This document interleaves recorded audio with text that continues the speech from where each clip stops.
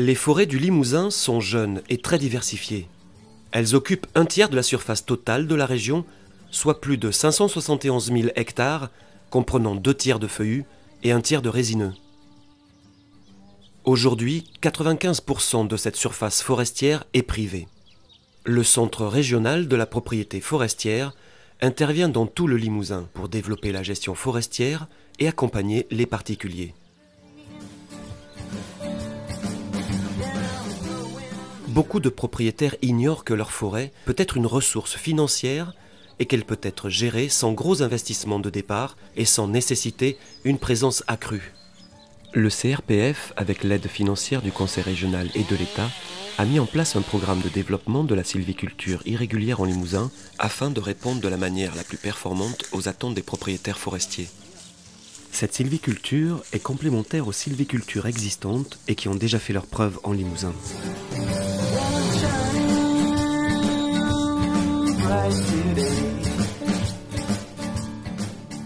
Alors le CRPF, dans le cadre de ce programme irrégulier, peut aider les propriétaires à différents niveaux. Pour prendre leurs décisions, en les aidant à identifier dans le peuplement les arbres intéressants, faire un inventaire pour savoir s'ils sont suffisamment nombreux pour pouvoir être conservés. Et ensuite, une fois que le propriétaire a fait cet inventaire, a déterminé la sylviculture la plus appropriée, le CRPF peut les aider au niveau du marquage des arbres et au niveau surtout du regroupement pour proposer des volumes suffisamment intéressants pour intéresser des exploitants forestiers.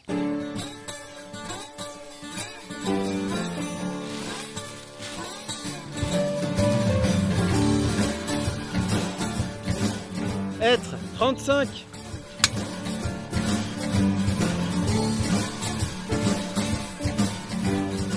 La sylviculture irrégulière ou continue, c'est une sylviculture qui est durable dans le temps, qui va permettre aux propriétaires d'avoir des revenus qui ne seront pas forcément très importants, mais qui seront réguliers dans le temps.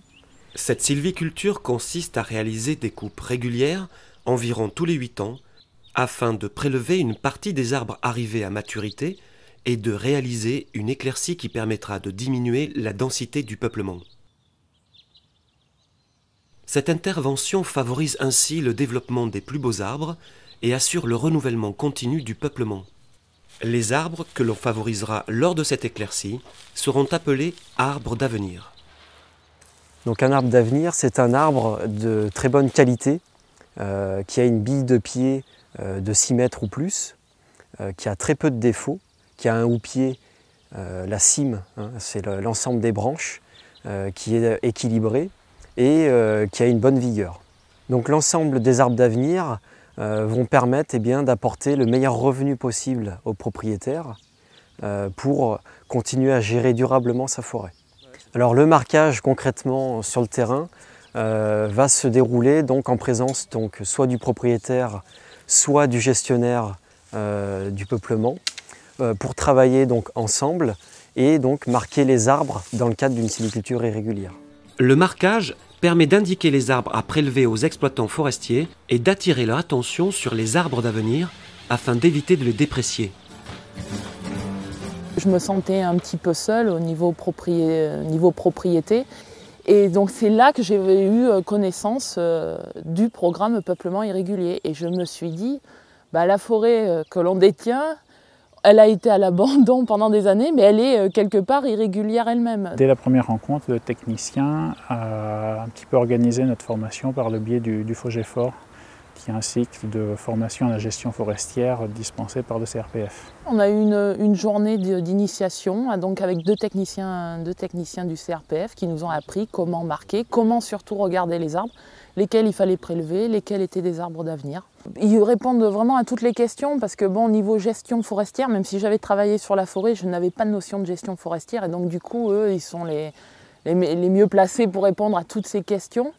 Donc généralement ils sont très accessibles, ils répondent assez vite et puis même ils devancent nos questions ou même nos doutes et donc ils s'activent vraiment pour nous inciter à à faire la gestion forestière. Même quand il y a un certain découragement, ils sont là, ils ne lâchent pas l'affaire. Quand je suis arrivée sur cette propriété, je me suis occupée des résineux. On avait commencé certains boisements, résineux, chêne d'Amérique, on disait tout à l'heure. Et puis je me suis tournée un petit peu vers ces bois de feuillus en me disant mais quel avenir pour ces bois-là?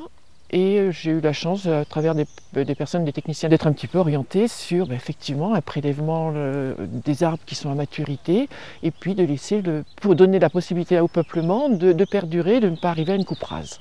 On est très satisfait déjà. C'est toujours agréable d'être en forêt dans une parcelle traitée en irrégulier. Ensuite, on travaille au profit de l'arbre.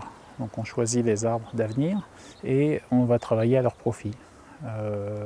Ça veut dire qu'on fera toujours des prélèvements de faible ampleur. On prélèvera toujours moins de 25% du bois en forêt. C'est vraiment un projet gagnant-gagnant.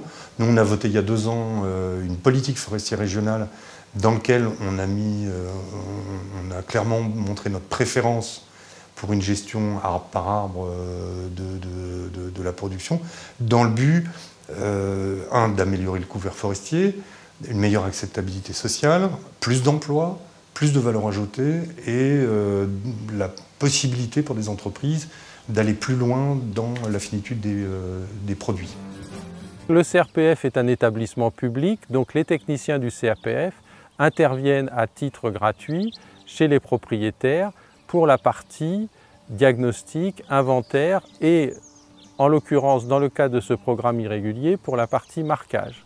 Le propriétaire pourra ensuite faire appel à une coopérative, un expert, un gestionnaire forestier professionnel, un exploitant forestier ou encore une scierie. C'est une façon pour moi aussi de m'approprier la forêt. Donc j'aime bien ça. J'aime bien ça, j'aime bien cette idée de pouvoir de s'occuper d'un peuplement, de le pérenniser pour l'avenir. Oui, je suis plutôt à l'aise, on va dire. Je suis assez confiante là-dessus. On connaît tous, tout le monde connaît l'adage, hein, on n'hérite pas la terre de nos parents, on l'emprunte à nos enfants. Mais nos enfants, c'est au sens vraiment beaucoup plus large, quoi. Et le feuillu, c'est ça. Ils ont vu que des générations avant, il faut qu'ils voient des générations après. Sur le terrain, la sylviculture est devenue une façon de vivre. C'est plus qu'une activité, c'est une façon de vivre réellement.